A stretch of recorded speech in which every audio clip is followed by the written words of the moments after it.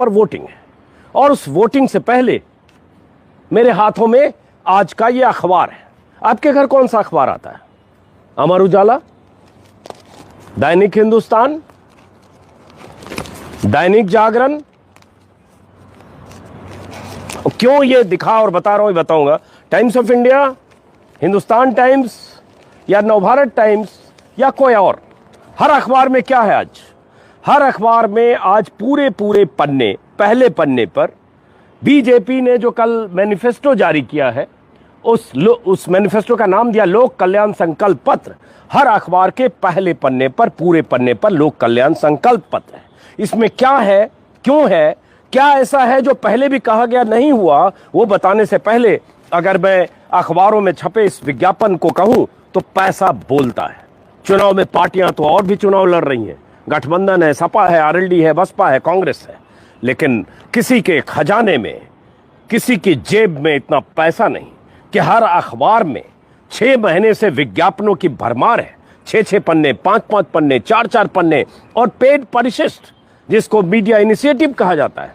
और आज पूरे पन्ने के विज्ञापन, होर्डिंग पोस्टर तो आप लगातार महीनों से आप देख पा रहे होंगे। ये बीजेपी की स्ट्रैटेजी है।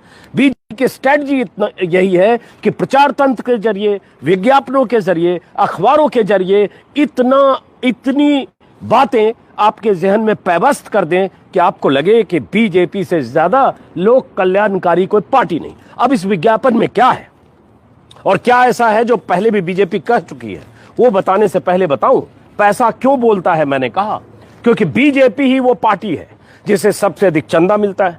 बीजेपी वो पार्टी है जिसे सबसे अधिक गोपनीय जो इलेक्टोरल बॉन्ड खरीद के पैसा मिलता है वो मिलता है। बीजेपी ही वो पार्टी है जो बीते 5 सालों में देश में बहुत समृद्ध पार्टी हुई है। बीजेपी ही वो पार्टी है जिसका चंदा 10 गुना बढ़ा है। चंदे की बात करके उसके बाद बताऊंगा इस विज्ञापन में क्या ऐसा है जिसे मैंने अंडरलाइन किया है, और क्या ऐसा है जो प्रधानमंत्री मोदी ने 2017 के चुनाव के पहले बोला, प्रधानमंत्री मोदी ने 2016 में बोला, बीजेपी के नेताओं ने योगी समेत 2017 में बोला, और वो नहीं हुआ 5 साल में। और आज सबसे बड़ा वादा फिर अखबार के पहले पन्ने पर क्या है, उससे पहले जरा आपको बताएं। एडीआर और बीजेपी ने जो अपना ऑडिट रिपोर्ट सौंपी थी उसके मुताबिक 2019-20 में इलेक्टोरल बॉन्ड के जरिए करीब 2,500 करोड़ बीजेपी को मिले, बीजेपी की आमदनी हुई, जबकि 2018-19 में सिर्फ 1450 करोड़ थे। यानी 2019-20 में 76% का इजाफा हुआ। एक बीबीसी की रिपोर्ट के हवाले से बता रहा हूं। एडीआर के मुताबिक 17-18 में और 19-20 में मान्यता प्राप्त दलों को इलेक्टोरल बॉन्ड के जरिए 6200 करोड़ मिले। सबसे ज्यादा 68% बीजेपी को मिले अकेले। बाकी जो दल पार्टियां हैं उनको उस 68% के बाद जो पाई बची 32%, उसमें बीजेपी को अकेले 4500 करोड़ मिले। और ये इलेक्टोरल बॉन्ड कॉर्पोरेट देता है, एसबीआई के बैंकों से बॉन्ड खरीदता है, नाम गोपनीय रखा जाता है। जिस पार्टी को, सत्ताधारी दल को कोई कॉर्पोरेट अगर ये कहना चाहता है, उपकृत करना चाहता है, तो वो पैसा देता है। इसके अलावा जो बाकी 20,000 से नीचे की रकम जिसका कोई हिसाब देना जरूरी नहीं है वो, और 20,000 से ऊपर की रकम जिसको आपको अकाउंटिंग करनी पड़ती है, ऐसी इतना पैसा बीजेपी को मिला है। जिले में बीजेपी के दफ्तर खुले हैं बीते 5 सालों में। छोटे शहरों में मैंने 3 मंजिला 5 मंजिला दफ्तर देखा है जमीनें खरीद कर। तो समझ सकते हैं बीजेपी के मुकाबले किसी भी दल को चुनाव में लड़ना, उतरना और बीजेपी के प्रचार तंत्र का सामना करना कितना मुश्किल है, आज के अखबार से आपको पता चलेगा। चैनलों पर विज्ञापन आप लगातार देख रहे होंगे, हर यूट्यूब के प्लेटफॉर्म पर बीजेपी का विज्ञापन है।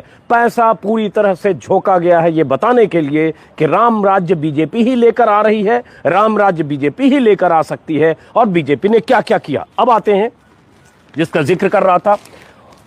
पहला पन्ना अमर उजाला का उठाते हैं और साथ में आपको यह बता दें कि वैसे कल जो वोटिंग है पश्चिमी यूपी के 58 सीटों पर, जिसमें 11 जिले हैं, और उन 58 सीटों पर अगर हम एक बार अगर जिलावार देखेंगे कहां कौन मजबूत है वो भी बताएंगे। लेकिन उससे पहले जरा विज्ञापन पर, ये पहला विज्ञापन क्या है, विज्ञापन का पहला हिस्सा क्या है, विज्ञापन मतलब मैनिफेस्टो। पहला हिस्सा क्या है, सभी किसानों के लिए सिंचाई के लिए बिजली मुफ्त। उसके बाद क्या है, गन्ना किसानों को, ये सब चुनाव के समय याद आ रहा है, किसान याद आ रहे हैं, गन्ना किसान याद आ रहे हैं, वही किसान जो दिल्ली की सीमाओं पर 12 महीने बैठे थे, मवाली, चीनी, पाकिस्तानी देशद्रोही मुट्ठी भर, जिन्होंने झुकाया सरकार को, आज सरकार को किसान याद आ रहे हैं। गन्ना किसानों को 14 दिनों के भीतर भुगतान और देरी से भुगतान के लिए, होने वाले भुगतान के लिए मिलों से ब्याज वसूल करके गन्ना किसानों को ब्याज समेत भुगतान की व्यवस्था।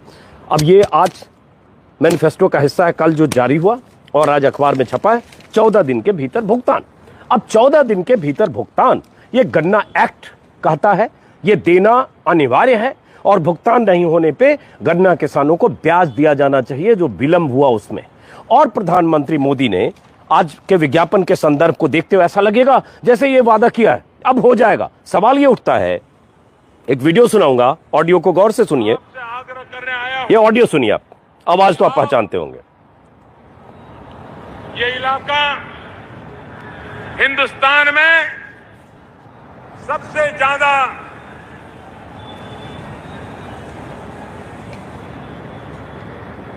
गन्ने की खेती करने वाला मेरा किसान,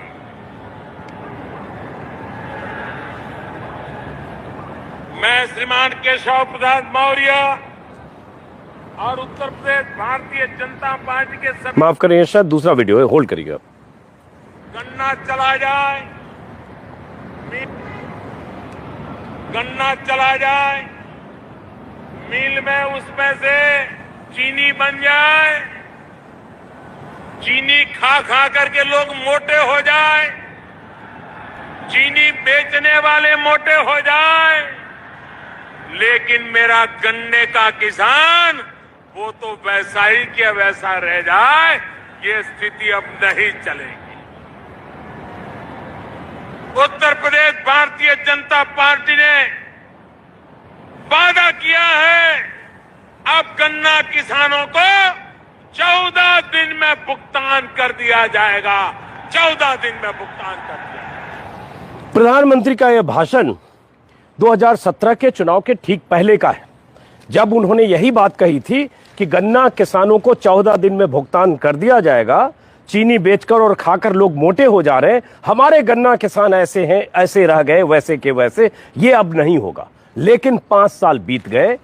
यूपी सरकार को यह बताना चाहिए कि कितने ऐसे गन्ना किसान हैं और कितनी मिल है जिन्होंने 14 दिन में भुगतान 5 साल तक किया।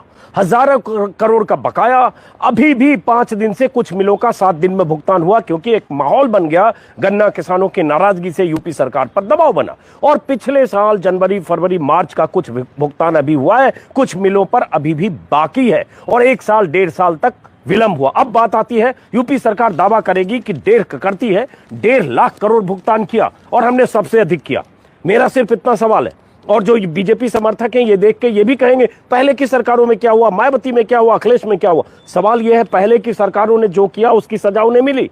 आप ये कहकर आए थे कि 14 दिन में भुगतान करेंगे, नहीं तो सूद देंगे, ब्याज देंगे, और उसके बाद प्रधानमंत्री ने खुद कहा, और अगर नहीं हुआ 5 साल तक तो आप अपना हिसाब दीजिए। प्रधानमंत्री मोदी जी और योगी जी, आप अखिलेश और मायावती ने क्या किया क्या नहीं किया ये बताकर बच नहीं सकते। दूसरी बात, गन्ना किसानों को गन्ना की कीमतें 5वें साल में 25 रुपए बढ़ी, मतलब 5 रुपए सालाना, जो अखिलेश यादव के राज में इससे ज्यादा और मायावती के राज में सबसे अधिक कीमतें गन्ना की बढ़ी थी, मायावती के राज में 2007 से 2012। तो एक तो ये वादा जो 5 साल में नहीं किया, वही वादा फिर लेकर आए। उम्मीद है कि अगर सरकार बनी, किसकी बनेगी 10 मार्च के बाद, देखना होगा कि इस वादे पर कौन पूरा उतरता है। यही बात अखिलेश यादव ने भी कहा है कि 15 दिन में हम भुगतान करेंगे, इन्होंने 14 दिन का। अब इसके बाद दूसरा इसमें क्या है वो बताने से पहले एक और बात, प्रधानमंत्री मोदी ने 2016 में सबसे बड़ा वादा क्या किया था, किसानों की आमदनी 2022 में दोगुनी होगी। 2022 का 1 महीना बीत गया, अब हम फरवरी में हैं, आज 9 तारीख है, मतलब आज तक में किसानों की आमदनी दोगुनी हो जानी चाहिए थी। नहीं कुछ तो 40% किसान, 50%, 60%, 25%, कुछ तो सैंपल होता कि देश में इतने किसानों की आमदनी प्रधानमंत्री ने जो कहा था उस ऐलान के मुताबिक दोगुनी हुई।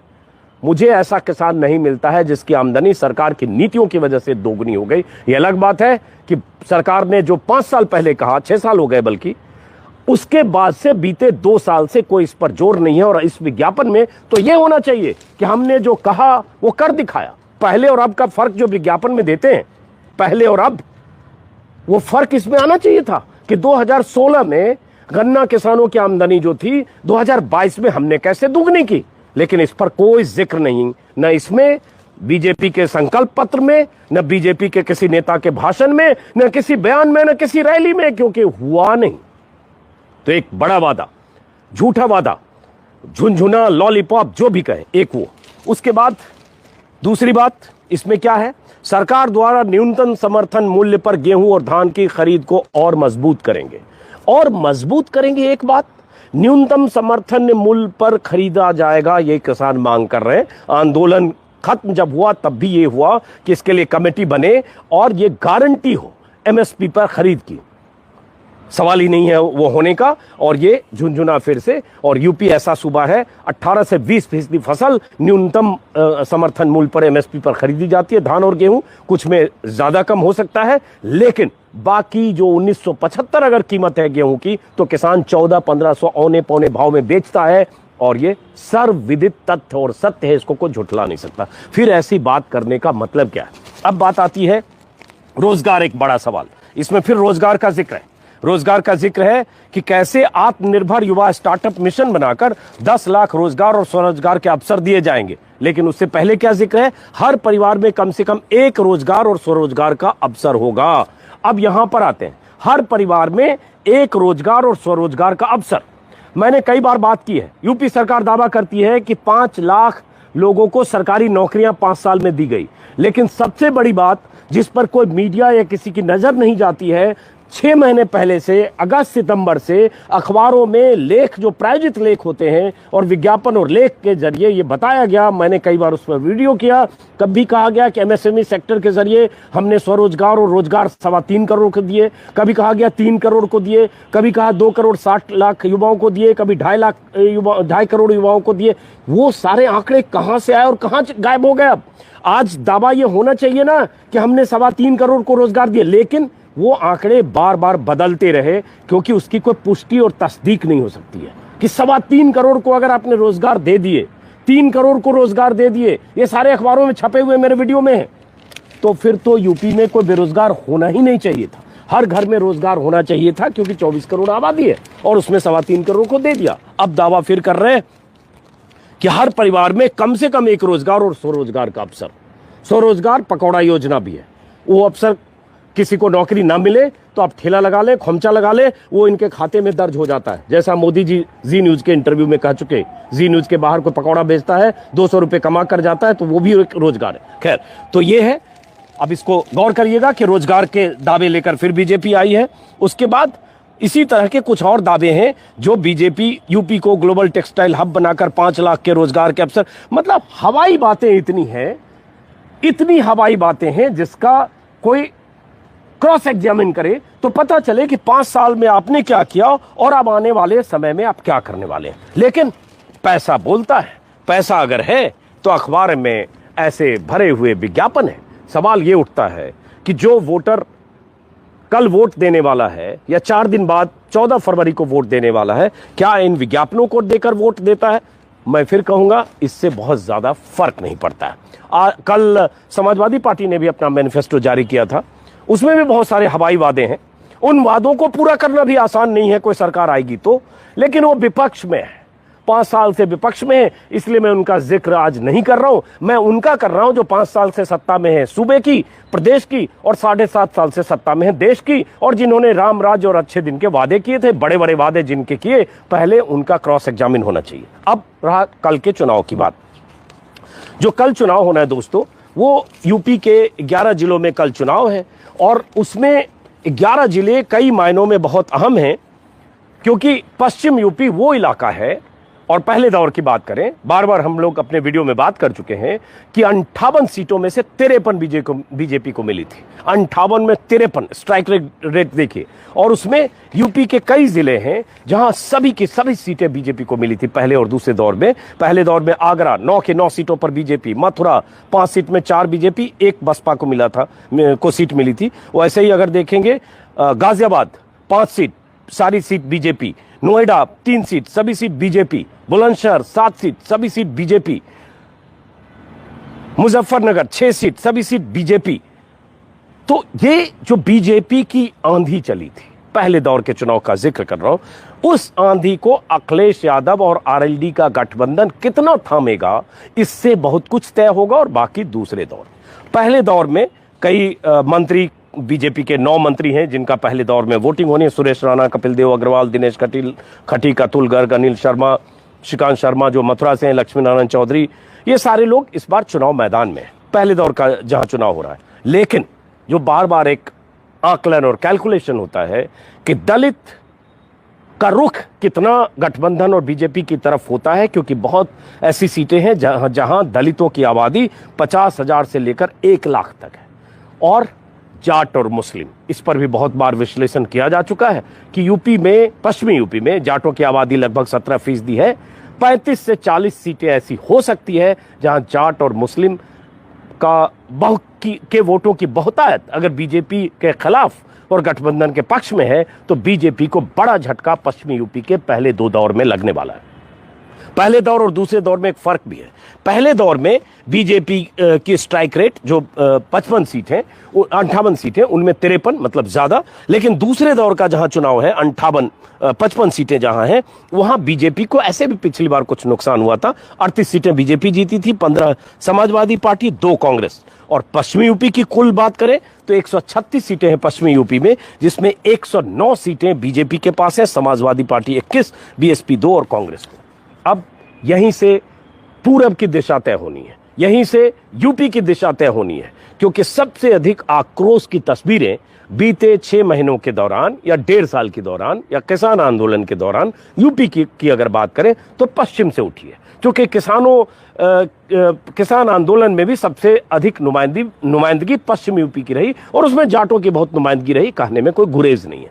तो यहां से जो तय होना है वही फिर पूरब में कितना जाता है वो देखना पड़ेगा, क्योंकि यहां बीजेपी बहुत बड़ी गेनर रही। अब जो बार बार मैं अपने वीडियो में मैं जिक्र करता हूं, जातिगत आधार पर समझने की कोशिश करते हुए, गैर ओबीसी जातियां, गैर जाटो एससी, उसमें कितना टूटन है, उसमें कुछ टूटन है, लेकिन कितना टूटन है कि बीजेपी इस 53 सीट से 25 पे जाती है, 28 पे जाती है, 30 पे जाती है, 32 पे जाती है, या 15-10 पे जाती है, ये मुझे लगता है अभी समझने और नतीजों के इंतजार करने का वक्त है। लेकिन मुझे लगता है बीजेपी को पहले दोनों दौर में पश्चिम में बहुत बड़ा नुकसान होने वाला है। जिलावार बात करेंगे तो मुजफ्फरनगर, जहां चूंकि मुजफ्फरनगर में 7 के 7 माफ करें सभी सीटें, 6 की 6 सीटें बीजेपी की थी। मुजफ्फरनगर में समाजवादी पार्टी गठबंधन की बढ़त है, बीजेपी के लिए 1-2 सीट जीत पाना भी बहुत मुश्किल है। वैसे ही शामली, वैसे ही मेरठ भी बीजेपी पिछली बार सिर्फ 1 सीट हारी थी, वहां भी बीजेपी को बहुत मुश्किल है, क्योंकि थोड़ा जाट, थोड़ा दलित, थोड़ा मुस्लिम, वो फैक्टर सपा के गठबंधन के पक्ष में है। बागपत में भी छपरौली, बड़ौत और 3 विधानसभा कुल है बागपत में, छपरौली, बड़ौत और बागपत, वहां भी जाटों की बहुतायत है, बीजेपी मुश्किल में है। ऐसे ही हापुड़ और बाकी जो पहले दौर के जहां चुनाव है, बुलंदशहर में बीजेपी 6 की 6 सीट जीती और काफी मार्जिन से बुलंदशहर में जीती थी। बुलंदशहर इस पहले दौर में अगर बात करें तो अगर सबसे कुछ मजबूत स्थिति दिखती है तो बुलंदशहर में दिखती है बीजेपी की, और अलीगढ़ में दिखती है, इसलिए क्योंकि वहां उस तरह से जो पश्चिम में जाट हैं वो जाट नहीं है, और अगर बुलंदशहर के जाट हैं तो मेरा अपना आकलन है कि इधर के मुजफ्फरनगर, बागपत, शामली के जाट और बुलंदशहर के जाट में थोड़ा ज्यादा डिवीजन है। इधर ज्यादा आरएलडी बीजेपी गठबंधन के पक्ष में है, और बुलंदशहर की तरफ जाटों में मैंने थोड़ा डिवीजन देखा है। कुल मिलाकर स्थितियां पहले दौर में सपा आरएलडी गठबंधन के लिए पाने की है और बीजेपी को नुकसान करने की है। फिलहाल इस वीडियो को खत्म करूंगा, कल चुनाव है, देखता हूं कल कहां रहूंगा, जो देखूंगा वो दिखाऊंगा। और अगर आपने मेरे YouTube चैनल को सब्सक्राइब नहीं किया है तो सब्सक्राइब करें ताकि मेरी बात ज्यादा से ज्यादा लोगों तक पहुंचे। नमस्कार।